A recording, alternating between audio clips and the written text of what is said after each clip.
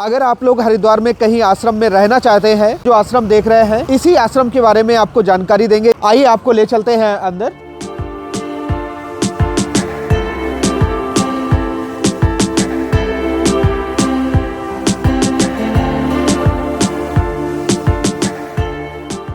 यात्री आए हरिद्वार में गंगा स्नान के लिए या चार धाम यात्रा में जो लोग आते हैं, उन लोगों की फैसिलिटीज के लिए कि उनको रोटी, कपड़ा और मकान तीर्थ यात्रा में।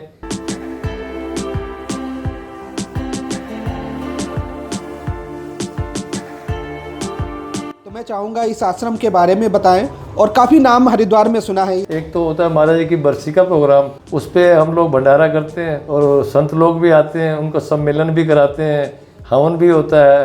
तो इस तरीके के कार्यक्रम चलते रहते हैं।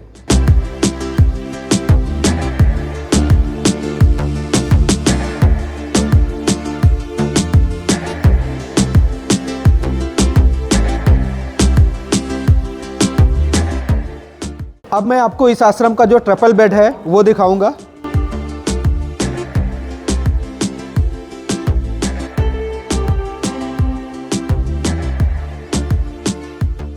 दोस्तों, एक बार फिर से आप सभी का स्वागत है। आज हम आपको एक बहुत ही अच्छे आश्रम के बारे में जानकारी देंगे। अगर आप लोग हरिद्वार में कहीं आश्रम में रहना चाहते हैं तो मेरे बैक साइड में जो आश्रम देख रहे हैं, इसी आश्रम के बारे में आपको जानकारी देंगे। यहाँ पर रूम कैसे हैं, रूम का चार्जेस क्या है, आइए आपको ले चलते हैं अंदर। फिलहाल आप देख सकते हैं अनुभवी आश्रम, बहुत ही खास आश्रम है जहाँ पर श्रद्धालुओं के रहने के लिए बहुत अच्छे रूम मिलते हैं, और रूम के साथ साथ कुछ ऐसी सुविधाएं हैं जिन्हें जानने के बाद आप ज़रूर इस आश्रम में आकर रहना चाहेंगे। जैसे ही आप गेट से एंट्री करेंगे, यहाँ पर इनका ऑफिस है जहाँ से अपने आश्रम में रुकने की फॉर्मेलिटी आप पूरा कर सकते हैं। तो अभी आश्रम के जो रिसेप्शन है उसके अंदर आपको ले चलते हैं और वहाँ पर बात करते हैं। और उसके बाद यहाँ पर जो रूम है, रूम कौन से कैटेगरी के हैं, रूम के लिए कितना आपको पर्ची कटानी होगी, तो उसके बारे में भी हम आपको जानकारी देंगे।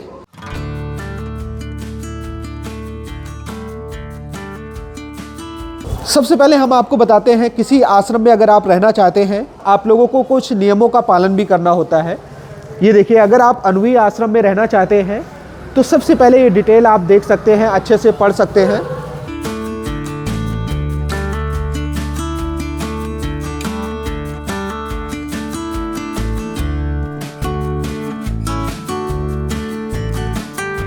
अब मैं आपको अनुभवी आश्रम के रिसेप्शन के अंदर ले चलते हैं और यहाँ पर इस आश्रम के बारे में और अच्छे से जानते हैं।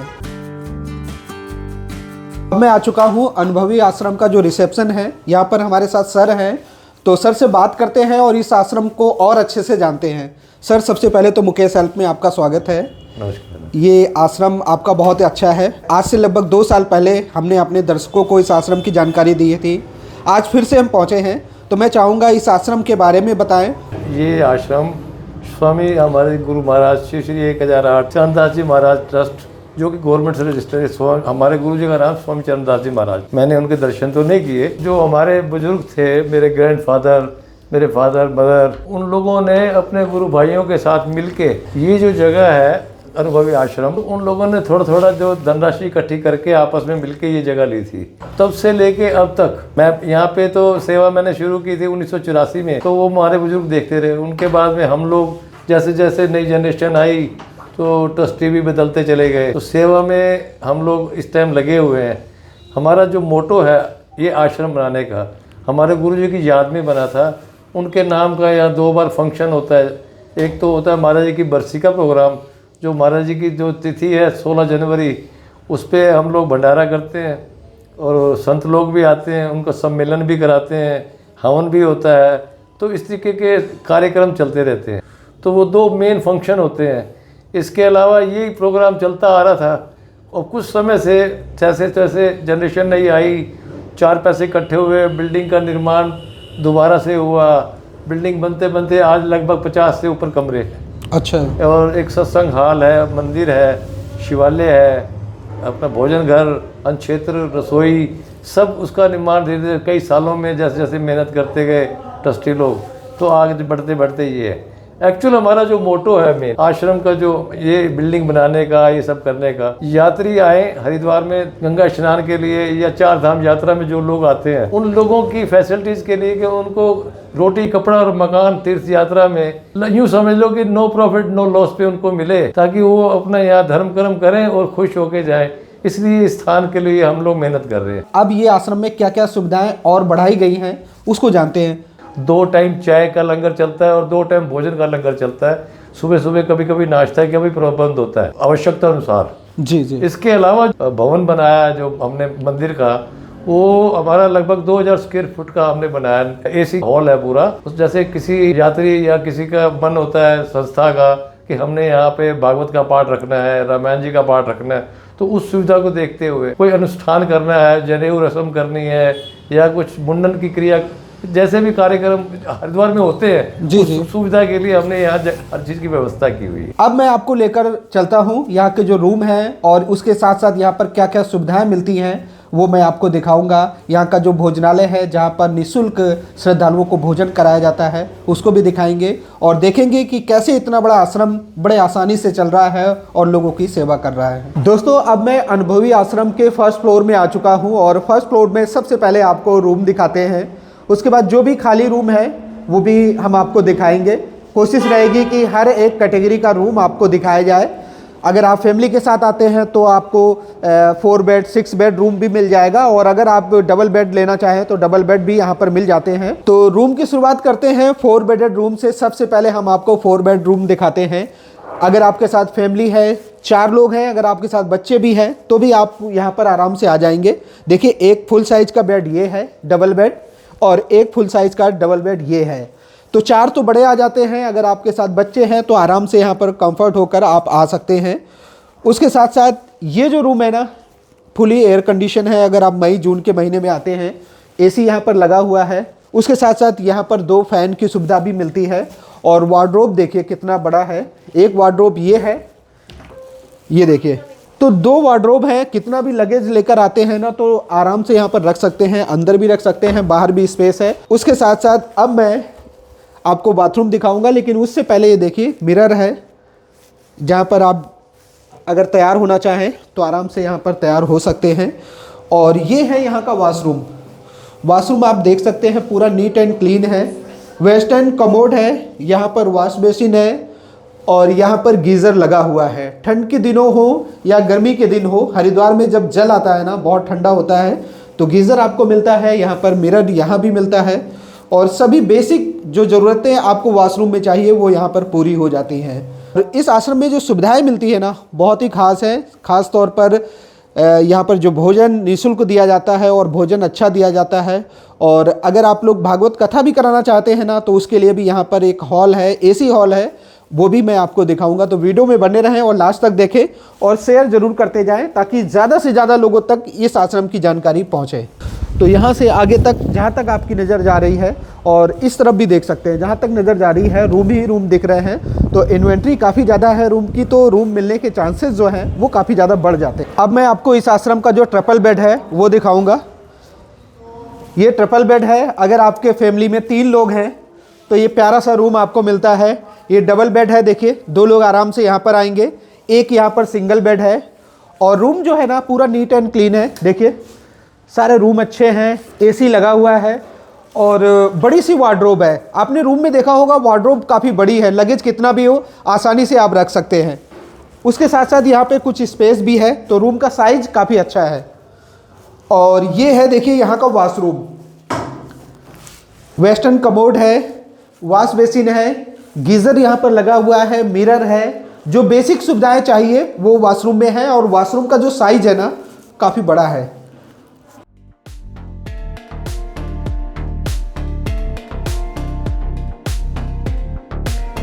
अब मैं आ चुका हूँ जो यहाँ पर 8 बेड रूम है। अगर आपके साथ ज़्यादा लोग हैं, कह सकते हैं 8 लोग हैं और बच्चे भी हैं आपके साथ, तो यहाँ पर एक बड़ा सा हॉल है जहाँ पर 8 लोगों की रहने की व्यवस्था बेड के माध्यम से है। बेड लगे हुए हैं, देखिए 2 डबल बेड इस तरफ नज़र आ रहे हैं, एक ये है, एक ये है और एक ये है। तो 3 तो डबल बेड हो चुके हैं, 6 लोग आ जाएंगे। एक यहाँ पर सिंगल बेड है और एक सिंगल बेड इस तरफ है। तो 8 लोग आराम से यहाँ पर आ सकते हैं। उसके बावजूद भी ना काफ़ी बड़ा स्पेस यहाँ पर देखिए खाली है। तो हॉल का साइज़ जो है काफ़ी बड़ा है। एयर कंडीशन रूम है। देखिए ये एसी यहाँ पर लगा हुआ है, यहाँ पर मिरर लगा हुआ है। और इसके साथ साथ यहाँ पर आपको देखिए ये है वॉशरूम। यहाँ पर एक बड़े साइज का वॉशरूम है। देखिए काफ़ी बड़ा स्पेस है। यहाँ पर गीज़र यहाँ पर लगा हुआ है। यहाँ पर वॉश बेसिन है, मिरर है। सभी बेसिक सुविधाएं जो वॉशरूम में चाहिए वो यहाँ पर पूरी हो जाती हैं। इस रूम में 8 लोग रुकते हैं तो वॉशरूम एक और चाहिए तो उस वॉशरूम की भी सुविधा यहाँ पर मिलती है। 2 वॉशरूम है।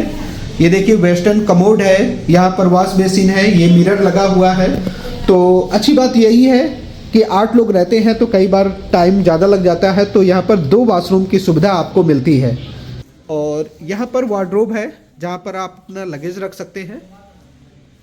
रूम रेंट के बारे में बात किया जाए तो यहाँ पर 600 रुपीज़ पर पर्सन है, और जिसमें आपको सुबह चाय भी मिलती है, शाम को चाय मिलती है, और उसके साथ साथ आपको दोपहर का खाना, शाम का भोजन में मिलता है। तो कुल मिलाकर कह सकते हैं खाने को देखते हुए ये आश्रम बेस्ट है। यहाँ पर एक भैया हैं जो यहाँ पर रुके हैं, तो भैया से बात करते हैं और जानते हैं यहाँ का फीडबैक कैसा है। आश्रम की जो सुविधाएं हैं उससे आप खुश हैं? कितने नंबर देना चाहेंगे मैं जानना चाहूँगा। सर हम पिछले 15 साल से आश्रम आ रहे हैं और हम दोनों वैसे प्रैक्टिशनर एडवोकेट्स हैं दिल्ली से। जी जी। और आश्रम की सुख सुविधाओं को लेके हम काफ़ी संतुष्ट हैं और काफ़ी अच्छा अनुभव रहा है हर बार हमारा।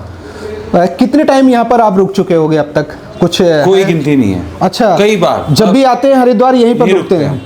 तो क्या खास क्या है इस आश्रम में ही क्यों रुकते हैं? कुछ बताना चाहेंगे 1-2 पॉइंट? तो कमरे वगैरह साफ हैं यहाँ पर जी।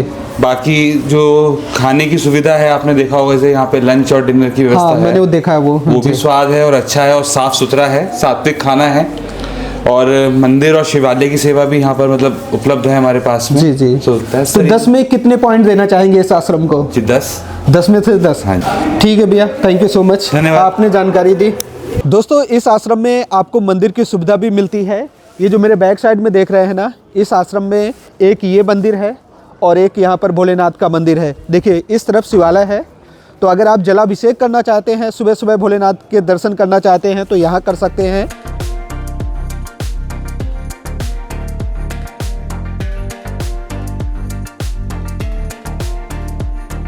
अब मैं आ चुका हूँ जहाँ पर शिवलिंग है, शिव जी का मंदिर है। यहाँ पर शिवालय है। अगर आप जलाभिषेक करना चाहें तो यहाँ कर सकते हैं। बहुत सारे लोग ऐसे हैं जो प्रतिदिन भोलेनाथ का जलाभिषेक करते हैं, तो ये सुविधा भी आपको यहाँ पर दी जाती है।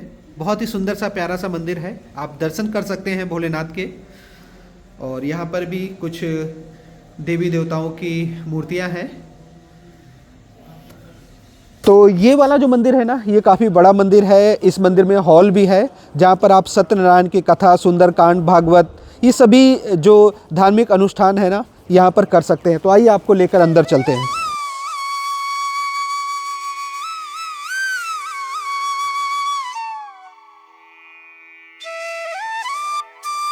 तो अब मैं आ चुका हूँ हॉल में। ये मंदिर भी है और जहाँ पर कथा भी चलती है। तो अभी यहाँ पर एक संत महात्मा बैठे हैं और भागवत कथा का आयोजन हो रहा है। तो थोड़ा शांत रहता हूँ, यहाँ का जो व्यू है वो दिखाऊंगा।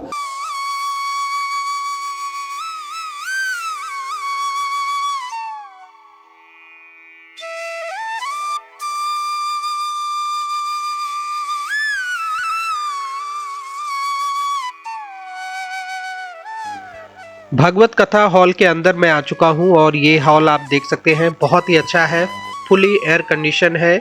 आराम से आप लोग यहां पर आकर लगभग 150-200 लोग आराम से यहां बैठ सकते हैं। भागवत कथा का आयोजन करना हो या सुंदरकांड करना हो या सत्यनारायण की कथा करनी हो, आप आराम से यहां पर कर सकते हैं।